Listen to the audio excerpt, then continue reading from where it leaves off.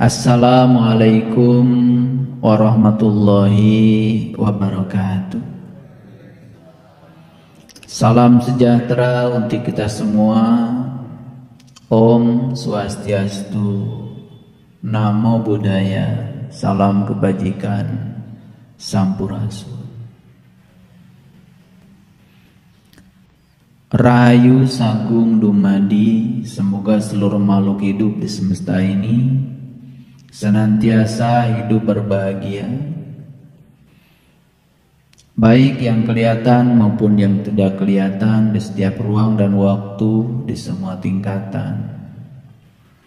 Sadari bahwa sesungguhnya di sekitar kita bukan hanya ada makhluk-makhluk yang kelihatan, tapi banyak sekali makhluk-makhluk yang tidak kelihatan, bisa jadi leluhur kita sendiri yang sedang menunggu antrian untuk mendapatkan tubuh baru, untuk mengalami proses pendewasaan jiwanya. Reinkarnasi bukan soal keyakinan, reinkarnasi sudah menjadi hukum alam. Semoga kita semua dimampukan untuk menjadi pembahagia bagi setiap makhluk, dan setiap makhluk yang kedatangan kita merasa bahagia, merasa aman, merasa nyaman. Karena orang-orang yang usil pikirannya, usil kata-katanya, usil tangannya, kemanapun dia hadir, tentu saja sangat menakutkan bagi semua makhluk. Semoga kita diberi kemampuan juga untuk mengurangi penderitaan semua makhluk. Mari kita menjadi sumber cinta, sumber pembahagia, sumber sukacita bagi semesta. Para sahabat, oleh karena itu mari kita syukuri kalau hari ini kita masih bisa merasakan begitu banyak karunia semesta yang diberikan pada kita. Kemurahhatian semesta, kemurahhatian Tuhan yang diberikan kepada kita tanpa kita memintanya. Karena begitu besarnya cinta kasihnya beliau, tanpa kita minta, selalu saja beliau memenuhi seluruh kebutuhan kita. Bahkan seluruh sel dalam tubuh kita yang jumlahnya triliunan dipenuhi kebutuhannya, dipenuhi segala kebutuhannya tanpa batas. Oleh karena itu, mari kita puji Dia bersama-sama membaca hamdalah. Alhamdulillahi Rabbil Alamin. Mari kita awali kajian kita di pagi yang penuh berkah ini, seraya memohon ridho dan berkahnya. Kita sapa semuanya dengan kelembutan dan cinta. Semoga kita selalu berkepribadian Tuhan, sifat-sifatnya merasuk dalam diri kita menjadi Allah kita. Kita sapa semuanya dengan membaca basmalah. Bismillahirrahmanirrahim. Topik kita kali ini adalah mendaki gunung.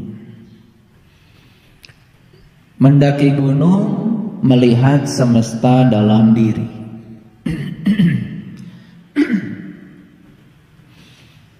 Begitu saya bicara mendaki gunung, pasti yang terpikir oleh orang awam adalah mendaki gunung secara fisik. Mendaki gunung secara fisik juga melihat pemandangan yang indah. Tetapi pemandangan yang kita lihat hanya sebatas penglihatan lahir kita. Tapi kalau kita sukses mendaki gunung secara hakikat, gunung yang sebenarnya, maka kita akan bisa melihat semesta dalam diri kita.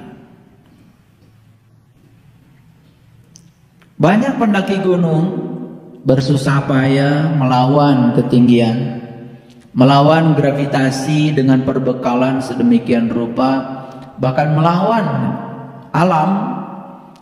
Karena semakin tinggi tekanan udara, semakin kecil. Semakin tinggi, suhu semakin rendah. Bahkan saking inginnya mendaki gunung, merelakan dirinya harus menjadi korban. Lalu banyak sekali kita mendapatkan kabar, mereka para pendaki ini ada yang tersesat, ada yang tidak bisa pulang, bahkan meninggal karena beratnya alam yang harus dilalui. Apa sih yang mereka cari?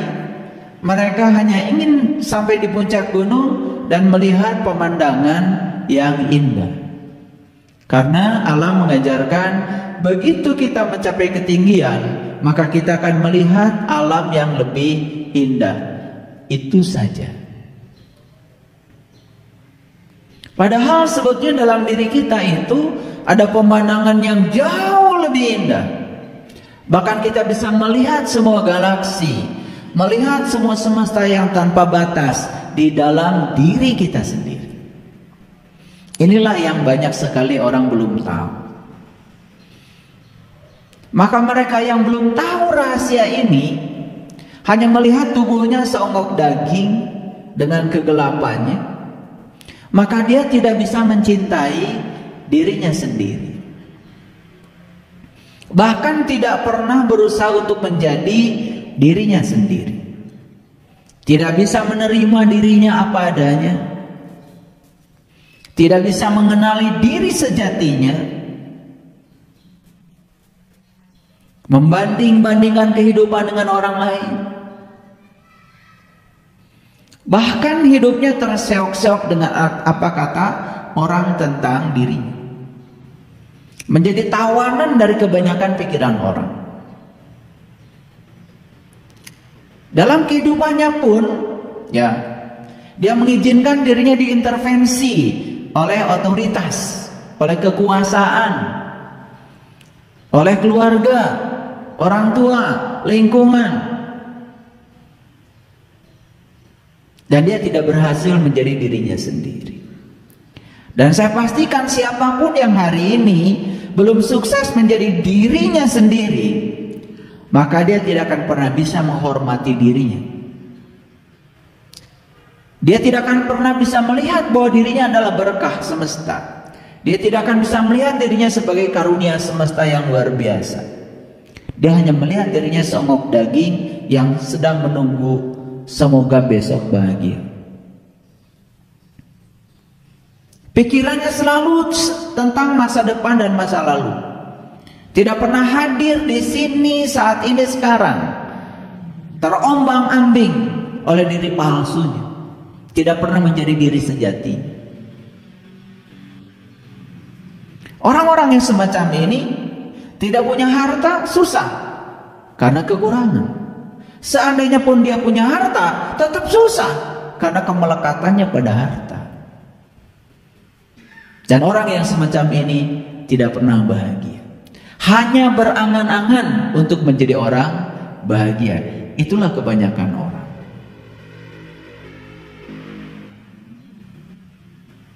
Oleh karena itu kalau Quran mengatakan orang yang bersyukur itu kata Allah qalila ma tashkur. Qalil itu 1%.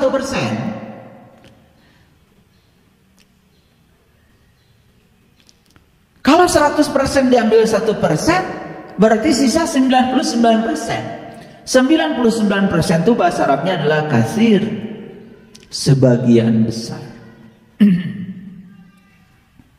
Makanya hidup penuh dengan kepalsuan. Hidupnya penuh dengan pencitraan. Lalu beragama dalam kepalsuan. Melakukan ritual agama itu pun penuh dengan kepalsuan. Hanya ingin dibilang oleh orang lain kalau dia agamanya tertentu. Lalu menggunakan baju-baju tertentu, ritual tertentu. Sementara dia pun tidak mendapatkan kesadaran apapun dari ritual yang dilakukannya. Bukankah itu kebodohan? Itu namanya killing time. Hanya sekedar membunuh waktu. Kelihatan saja umurnya tua, kelihatan. Tetapi umur tua bukan cerminan tentang kedewasaan. Karena kedewasaan jiwa itu bukan warisan. Kedewasaan jiwa itu bukan hadiah. Kedewasaan jiwa hanya bisa diperoleh seseorang dengan ketekunan dan keikhlasan. Baik. Maka di Quran dikatakan, banyak sekali orang-orang yang dikategorikan Quran anak kecil yang beruban. Itu bahasa Quran. Anak kecil yang beruban itu bahasa simbolik. Ubannya sih sudah banyak, tetapi masih kekanak-kanakan. Gitu. Oleh karena itu hari ini saya akan mengajak kita semua, yuk kita belajar mendaki gunung. Melihat semesta dalam diri. Melihat semesta dalam diri. Karena Allah menyatakan dalam Al-Quran berulang kali, aku bentangkan kebesaranku di segala ufuk, dan yang paling penting aku bentangkan kebesaranku pada dirimu sendiri. Dan siapa yang sudah menemukan kebesarannya dalam dirinya, maka dia sudah menemukan kebenaran. Itulah kebenaran, bukan benar salah. Dan orang yang menemukan kebenaran tidak akan terjebak oleh benar salah. Orang yang masih terjebak oleh benar salah, kan dia menemukan kebenaran. Kebenaran berdiri di antara benar dan salah. Kebenaran berdiri di antara disukai atau tidak disukai. Kebenaran adalah kebenaran. Matahari tetap saja matahari walaupun orang buta tidak bisa melihatnya. Madu tetap saja madu walaupun orang sakit tidak bisa merasakan manisnya. Kebenaran adalah kebenaran. Disukai, tidak disukai, kebenaran adalah kebenaran.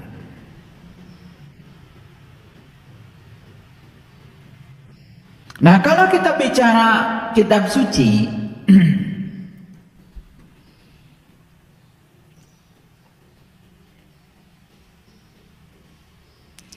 ternyata kata gunung dalam kitab suci, ini yang saya teliti. Karena saya peneliti, saya kalau bicara tidak ngasal. Saya hitung dalam Quran, ayat Quran yang berbicara tentang kata gunung itu lebih dari 70 kata. Lebih dari 70 ayat berbicara kata gunung di Quran. Saya coba teliti kitab suci dari keyakinan lain. Misalnya dalam Injil. Makanya saya buktikan ya, ini saya sitir ayatnya. Ternyata dalam Injil juga kata gunung sama ya, seperti yang ada dalam Quran. Saya baca Dhammapada, saya baca kitabnya Lao Tzu, saya baca tulisannya Krishnamurti. Ternyata beliau juga berbicara hal yang sama. Jadi gunung itu adalah simbolisasi dari ketinggian. Gunung itu adalah simbolisasi dari puncaknya kesadaran. Dalam bahasa Quran sering disebut Sidratil Muntaha, puncaknya kesadaran. Makanya para nabi, para rasul bertemu Tuhan di puncak kesadaran. Dalam tradisi keyakinan lain, saya melihat ada keyakinan yang tidak pernah menyebut kata Tuhan, tetapi mereka menyebut Tuhan itu sebagai kesadaran tertinggi. Itu lebih keren lagi itu.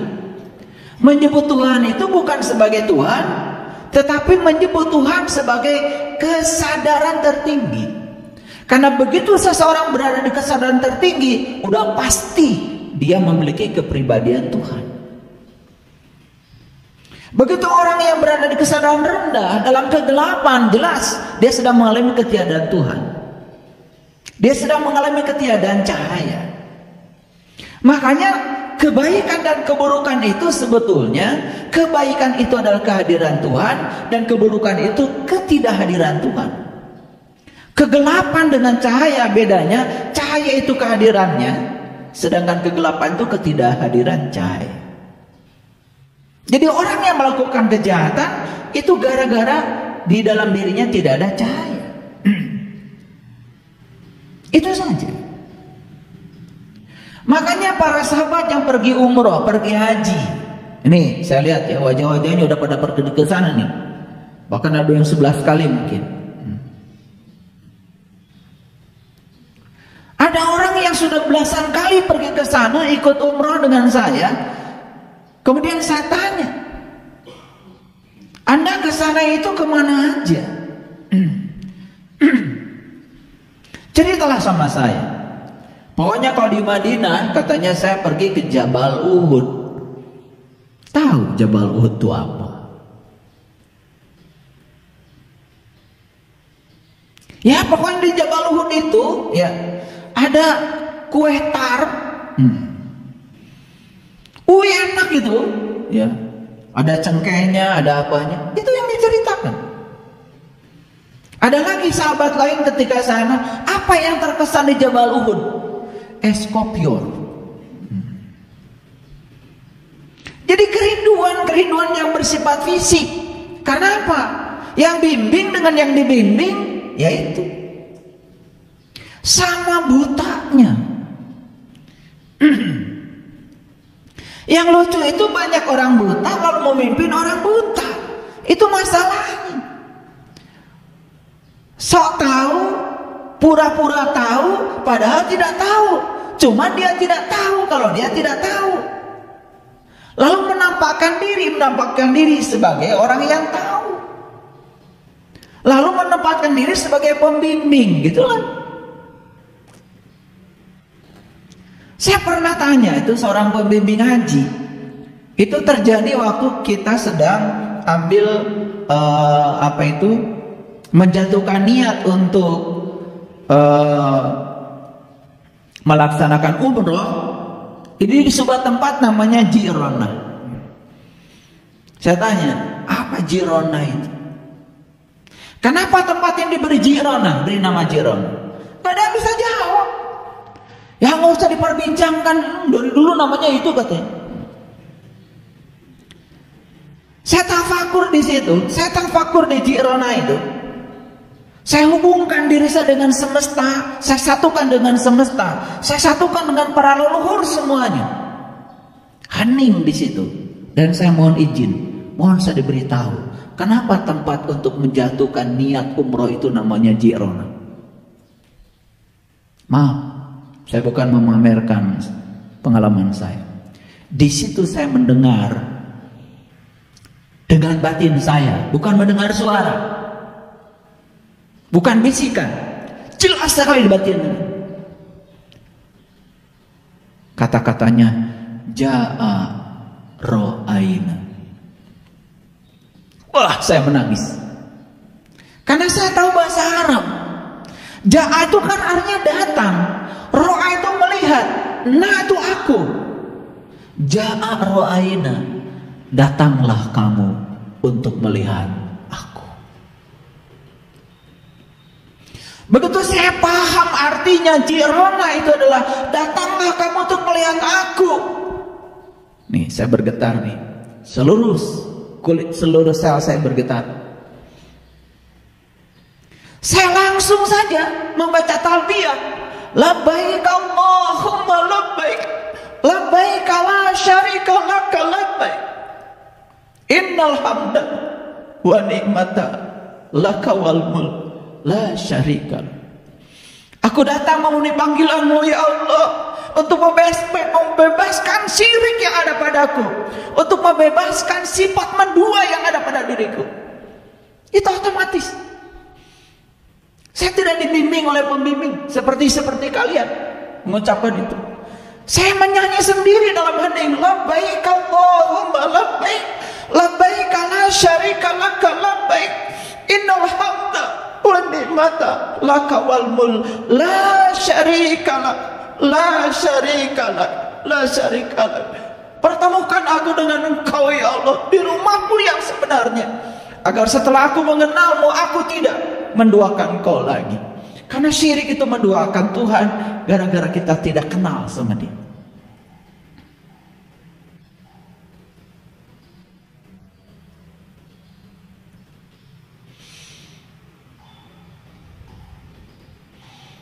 Ja'a ra'aina,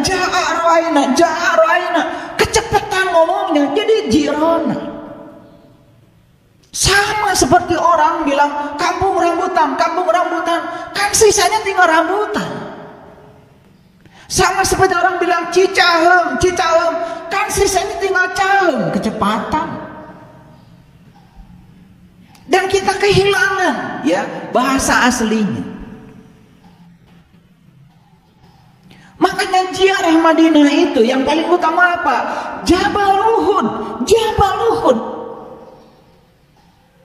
Tapi sebelum ke Jabal Uhud, kau harus masuk dulu ke Masjid Quba.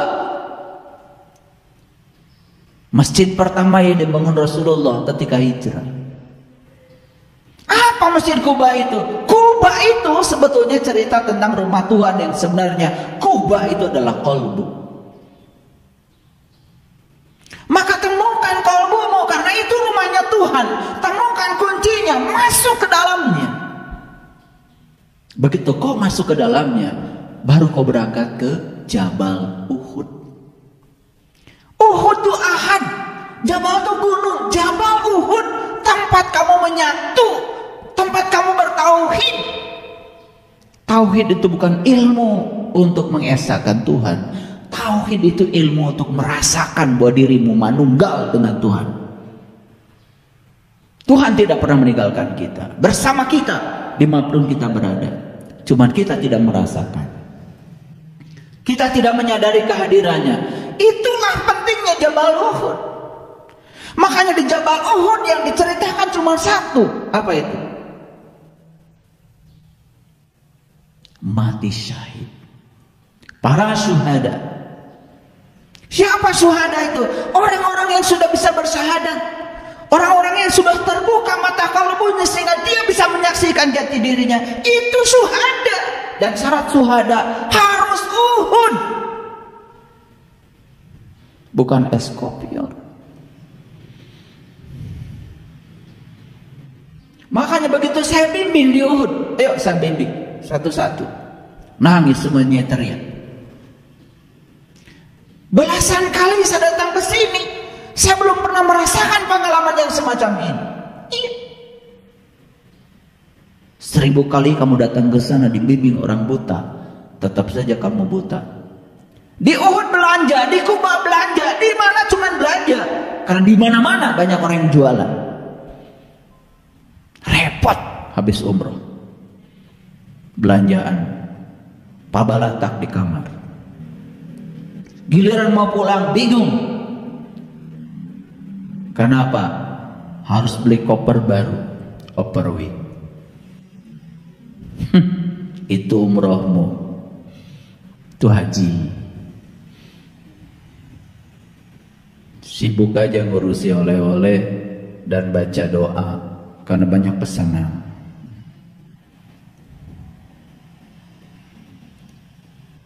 Begitu kan? Gak apa-apa, gak salah itu. Salah kalau itu terus-menerus begitu. Selesai ya fase dari Madinah itu apa?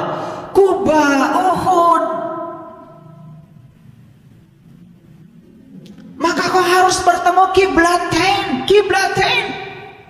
2 kiblat. Kiblatain itu artinya 2 kiblat. Karena dirimu kan 2, ada jasmani, ada rohani. Jasmanimu ya hadapkan kepada jasmani, gak apa-apa, supaya seragam. Tapi jiwamu, batinmu jangan dihadapkan pada materi. Hadapkan pada dia, sang paha jiwa. Itu yang diajarkan Rasulullah dengan kiblatain. Makanya diajak ke percetakan Al-Quran. Bukan lihat mesin sedang mencetak Quran. Kamu harus ketemu dengan Quranmu, harus ketemu dengan kitab sejatimu.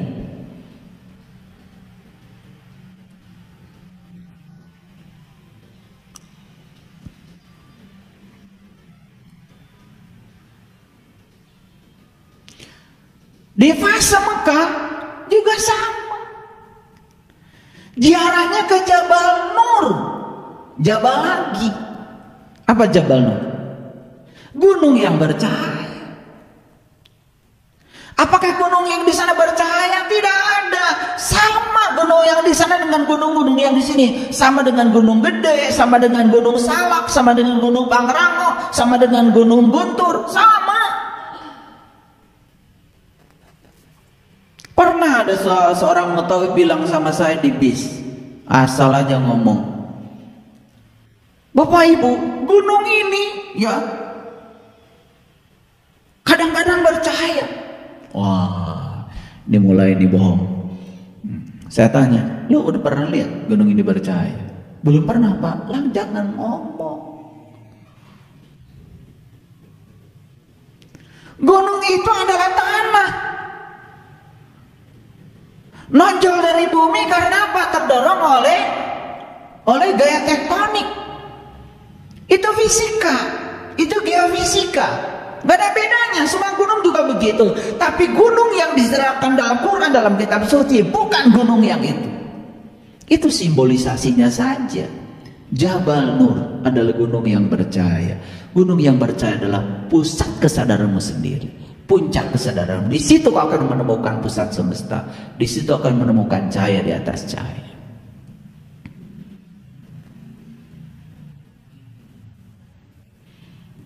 Pernah nggak kalian bertanya, kenapa kalau kita ziarah ke Mekah, baik umroh maupun haji, kok kita diajak jalan-jalan ke gunung? Pernah tanya? Pasti nggak nanya.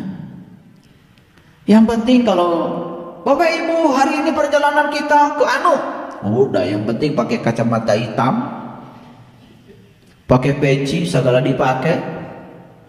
Iya. Esensinya.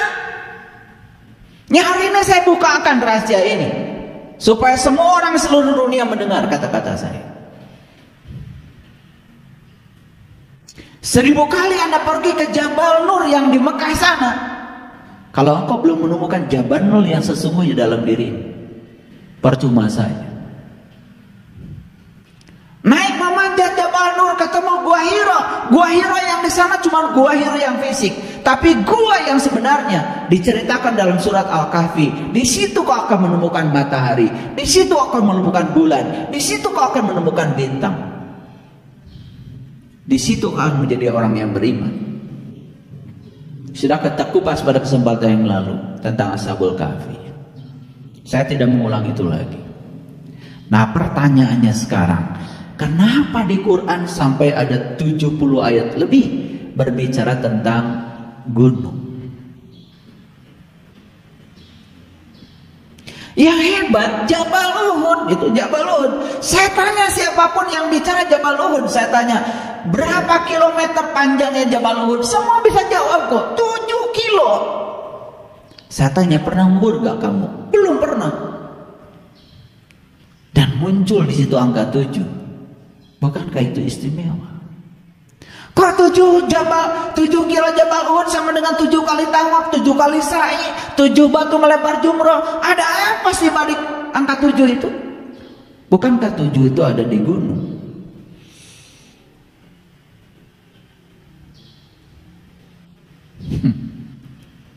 Buka sedikit ya. Agak obral saya hari ini. Makanya di Injil maaf ya, yang kesinggungan, yang masih belum bisa menerima perbedaan, sebaiknya jangan dengarkan ceramah saya dulu.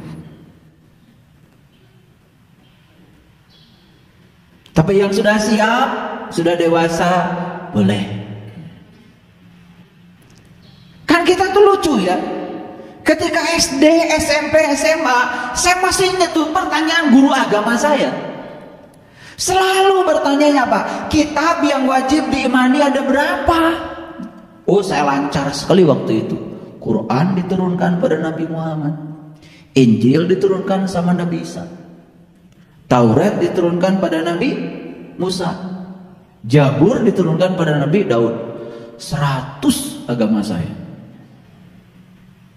Dan guru agama saya tidak pernah tanya, kamu punya nggak 4 kitab itu? Pernah baca atau tidak? Kan yang namanya iman itu harusnya setidak-tidaknya punya dan pernah baca.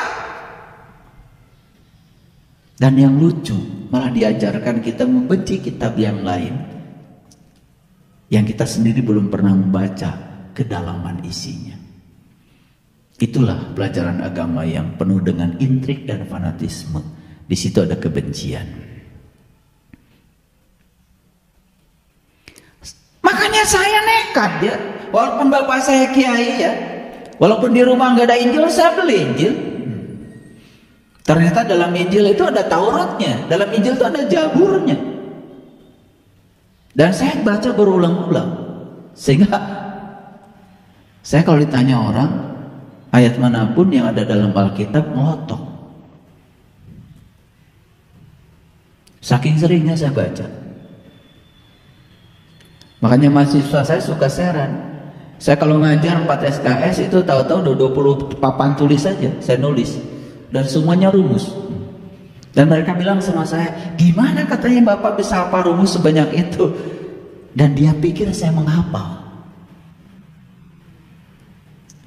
Makanya saya sambil berceloteh pada mahasiswa, tidak ada perintah di Quran menghafalkan rumus fisika. Tidak ada perintah di Quran mengingat-ingat rumus fisika. Yang ada itulah mengingat Allah. Jadi kalau saya bilang sama kalian, ingat ya rumus ini, saya berarti melanggar Quran. Ya tak? Di Quran itu cuma fazkurullah dzikran katsir. Ingatlah Allah yang banyak. Gitu. Loh kenapa bisa ingat? Saya juga nggak tahu. Pokoknya kalau tangan saya udah nempel di papan tulis, jalan aja.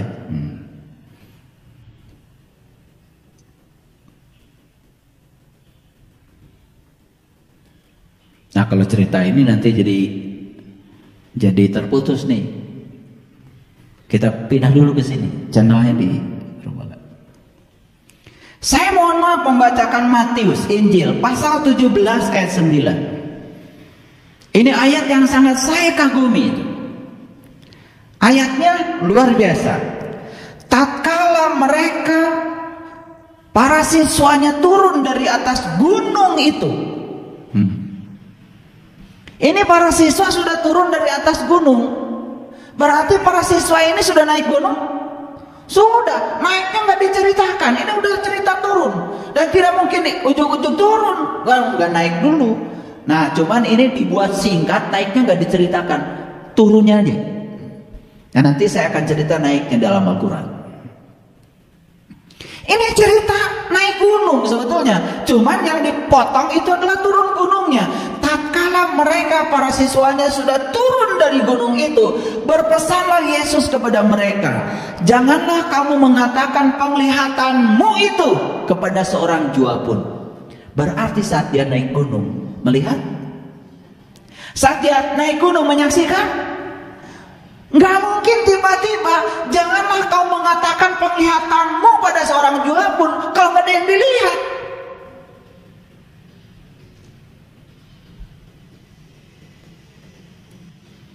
Makanya dalam Injil, dalam Yahya dikatakan, barang siapa yang tinggal di dalam dia, dia adalah berdosa. Karena yang berdosa adalah yang belum melihat dia dan belum kenal dia.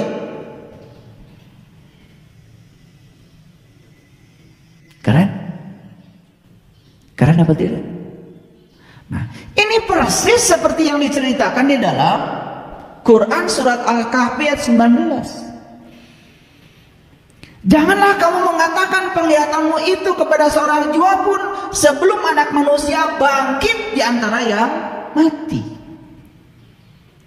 Jadi, jangan cerita tentang pengalaman spiritualmu pada mereka yang masih tertidur. Jangan cerita pengalaman spiritualmu pada mereka yang masih belum bangkit dari kesadarannya. Jangan cerita tentang cahaya kepada mereka yang masih dalam kegelapan. Gak usah cerita. Cerita pun gak nyambung, karena mereka belum mengalami. Paham? Nah, oleh karena itu, kalau kita lihat dalam Injil seperti itu, saya mau tunjukkan bagaimana versi Al-Qurannya. Coba ingat-ingat kalimat tadi. Janganlah kamu apa?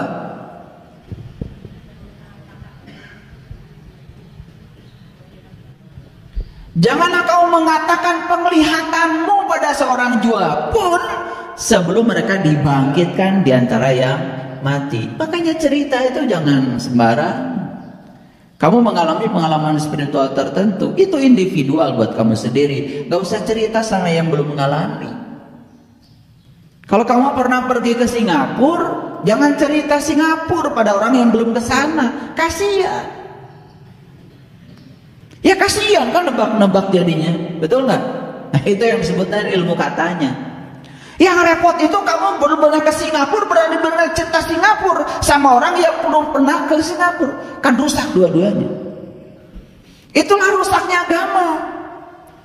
Cerita surga pada orang yang belum tahu surga. Dan dua-duanya belum tahu apa itu surga dan belum pernah masuk ke surga. Bukankah itu persepsi tentang surga? Nah, saya bilang itu yang namanya konyol. Makanya daripada konyol lebih bagus konyol.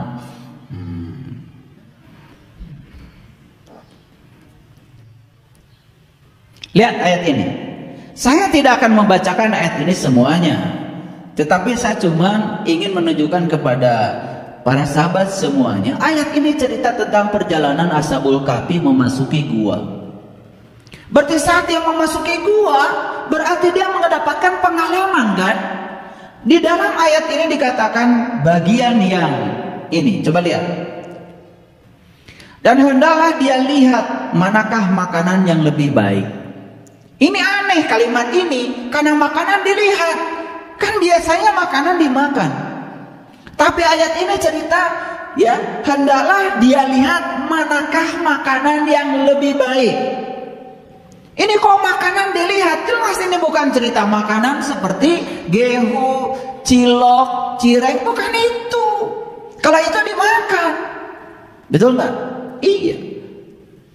Saya agak terlambat tadi ke sini karena saya harus nunggu dulu lontong. Ya buat kalian, saya nggak makan lontong kok. Iya. Dan saya lihat tadi waktu ke belakang udah habis juga. Itu benar. Karena makanan itu jangan dilihat, dimakan. Itu udah benar itu. Makanya kalau ada makanan sudah saya taruh di situ, berarti saya sudah mempersilahkan, silakan dimakan. Kan gak ada tulisan di situ silakan dilihat. Tapi Quran ini ayatnya aneh. Lihatlah mana makanan yang lebih baik. Ini bukan cerita makanan jasmani, cerita makanan ruhani. Itulah perjalanan menuju gua. Berarti dia sedang menemukan makanan ruhani, makanan jiwa. Karena jiwa itu adalah ruh, maka makanannya harus ruh. Karena jiwa itu adalah nur, makanya makanannya harus nur. Jadi kalau meminjam kata-kata di Injil, ada kata-kata yang sangat indah. Menyembah roh harus dengan roh pula.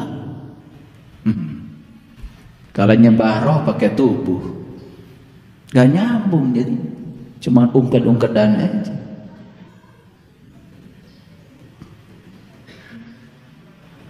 Nah ini ada yang protes kalau saya ngomong bahasa Sunda di YouTube. Tolong katanya kasih running text. Saya juga nggak ngerti ungkit-ungketan bahasa Indonesianya apa. Saya juga tidak mau bikin repot orang yang ngurusi video ini. Ya makanya biarkan aja. Pokoknya terima saja bahasa saya dengan rasa. Karena begitu saya bilang ungkit-ungketan kan semua pada ketawa yang nyambung. Nah yang nggak ketawa kan nggak nyambung. Nggak apa-apa, suatu saat juga nyambung sendiri.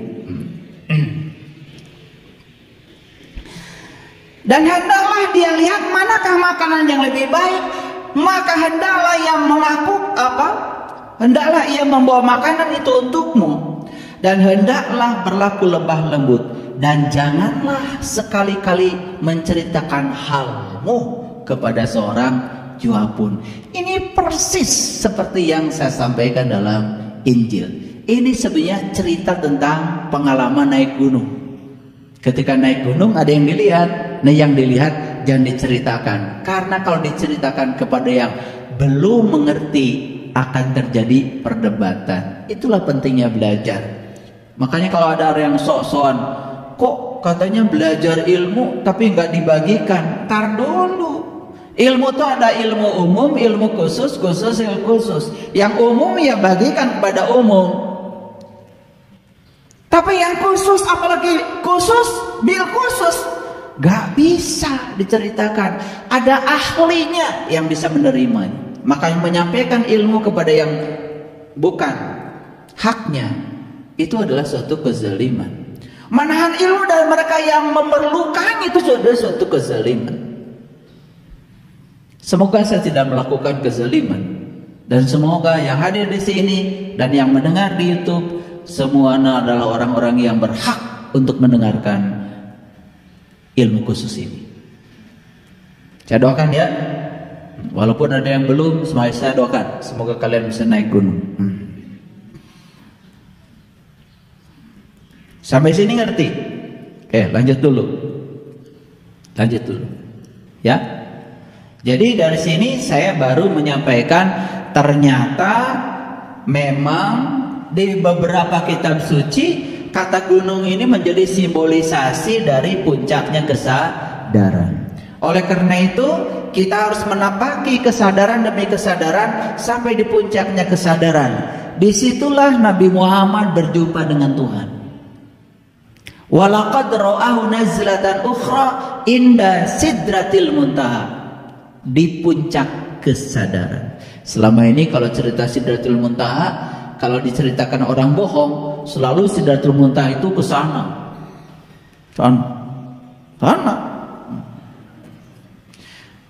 Makanya kan kata-kata mereka selalu kacau itu. Aku mau tergantung yang di atas. Di atas apa? Di atas pohon. Di atas langit lagi. Begitu ditanya tahu langit? Nggak tahu. Langit itu nggak ada. Yang ada ruang kosong antar planet. Yang langit dikatakan di Quran itu yang mana? Langit itu cerita puncak kesadaran. Kesadaranmu itu langit. Makanya ada lapis-lapis langit. Ada 7 lapis langit. Saya pernah belajar apa itu kesadaran dari keyakinan agama lain. Pertama kesadaran materi, yang kedua kesadaran energi, yang ketiga kesadaran keseimbangan materi dan energi, yang keempat kesadaran kasih, yang kelima kesadaran murni, yang keenam itu adalah kesadaran tentang jati diri, yang ketujuh adalah kesadaran tentang pertemuan dengan Tuhan, dan puncaknya adalah puncak kesadaran. Makanya Bung Karno memproklamirkan negara ini 1798. 17 itu adalah simbolisasi kunci untuk memerdekakan diri, dan 8 itu adalah lapisan kesadaran. Itu keren sekali. Jadi aneh ya kalau orang mengatakan diri sudah merdeka tapi nggak sadar-sadar. Paham sampai sini? Oke, kita lanjutkan. Jadi kembali lagi pada gunung. Jadi sekarang kita sudah punya terminologi baru. Gunung yang dimaksud dalam kitab suci bukanlah gunung fisik yang ada di semesta ini. Makanya semua cerita tentang kiamat itu pasti cerita tentang gunung diperjalankan. Coba lihat di kitab suci. Kalau ada cerita kiamat pasti cerita tentang gunung diperjalankan. Dan kiamat bukan hancurnya alam semesta ini. Karena Tuhan bukan maha penghancur. Tuhan adalah maha pencipta. Yang bikin hancur alam semesta bukan Tuhan. Yang bikin hancurnya alam semesta adalah perilaku manusia. Manusia yang bodoh, yang tidak bisa menjaga keseimbangan semesta. Makanya saya tegaskan kemarin dalam kajian saya di hari Minggu, ya, yang judulnya Surat Kuasa Tuhan dan Tanda Tangan Tuhan. Saya cerita tentang khalifah. Khalifah bukan penguasa di bumi, tapi khalifah adalah penjaga di bumi. Kalau Anda khalifah, harusnya Anda menjaga bumi. Jaga keseimbangan bumi.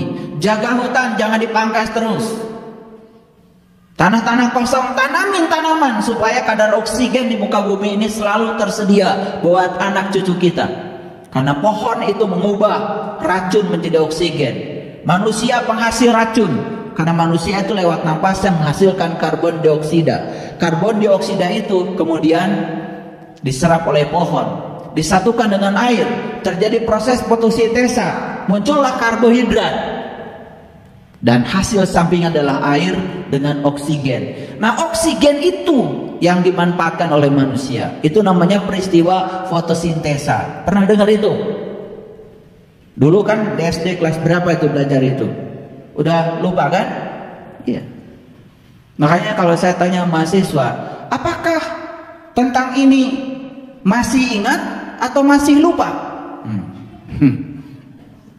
Iya, makanya pertanyaan begitu. Ya, suka ketawa mahasiswa karena pasti jawabannya masih lupa, nggak ada yang ingatnya.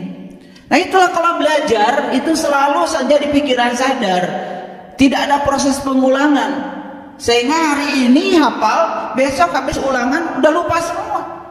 Ada orang yang ditanya, katanya lulusan perguruan tinggi, nggak ada yang inget dia hasil sekolah. Lucu sekali. Itu penyakit manusia. Hese ingat, gancang poho.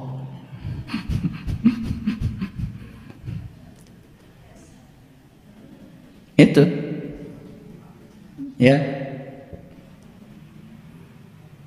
Ini kalau yang susah ingat, gampang lupa itu sebetulnya penyebabnya satu, banyak dosa.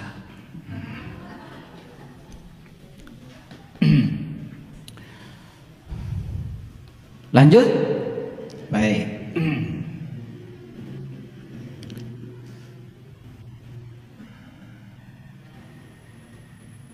Jadi gunung yang dimaksud itu adalah puncak kesadaran. Makanya dalam Al-Quran ada perintah untuk mendaki gunung. Dan mendaki gunung syaratnya kan cuma satu, jangan terlalu banyak bawa bawaan. Makanya saat mendaki gunung secara spiritual, kalian banyak bawaan, masa lalu dibawa-bawa. Ya sudah, naik sedikit, turun lagi, naik sedikit, turun lagi, ngos-ngosan. Makanya ada yang tanya sama saya, ayah kenapa saya kalau naik gunung kok ngos-ngosan? Bawaannya terlalu banyak. Memori masa lalu dibawa-bawa terus. Lalu hidupnya di masa lalu terus. Kalau yang kau bawa itu adalah tentang ketakutan, pasti tentang masa depan. Kalau yang bawa itu adalah kesedihan, pasti tentang masa lalu. Ini yang menyebabkan kita susah naik gunung. Makanya gak sampai di puncak. Repotnya belum sampai puncak mengatakan saya sudah lihat pemandangan. Itu yang berbahaya. Karena kalau ini gunung nih, ini gunung. Ada orang naik di sebelah sini, sudah bilang sudah di puncak. Ada orang naik di sebelah sini, dia sudah bilang di puncak. Ada orang naik sebelah sini, dia bilang sudah di puncak.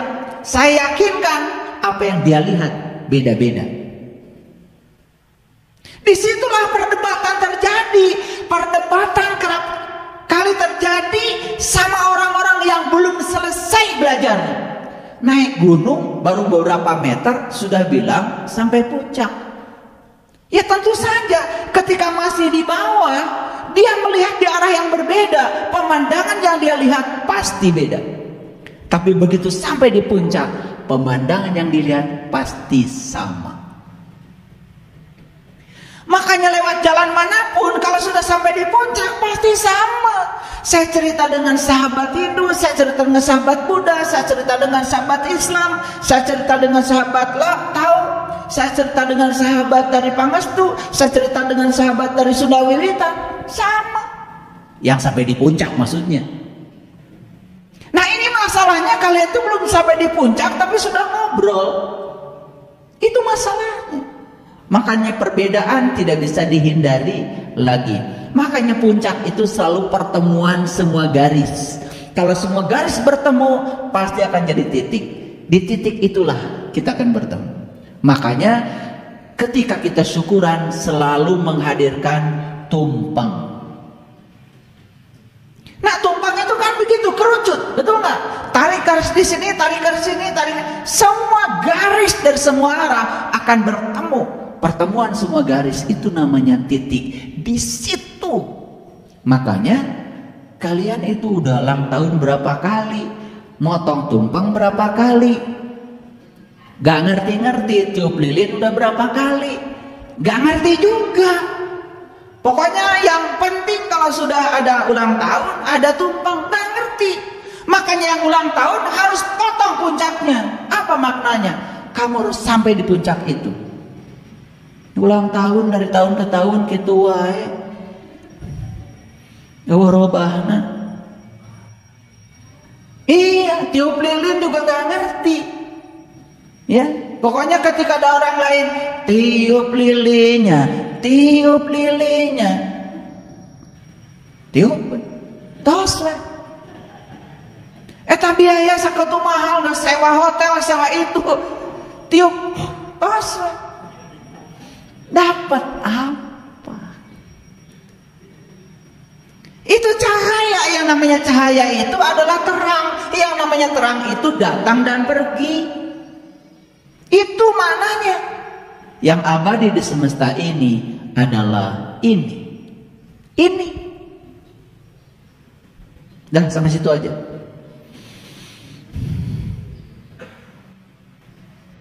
Kahartihe tekajen. Nah, coba bahasa Indonesianya apa?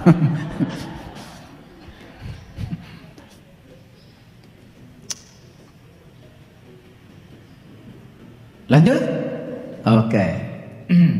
Nah, menuruni gunung memang lebih mudah daripada mendaki. Tapi keindahan bukan di bawah. Keindahan selalu di puncak. Oke? Jadi, saat kita mendaki gunung, proses mendaki gunung itu harus dinikmati prosesnya. Jangan dilupakan prosesnya. Jangan juga ingin cepat sampai di puncak, capek. Nikmati setiap langkahnya. Itu yang sering saya ajarkan. Makanya kalian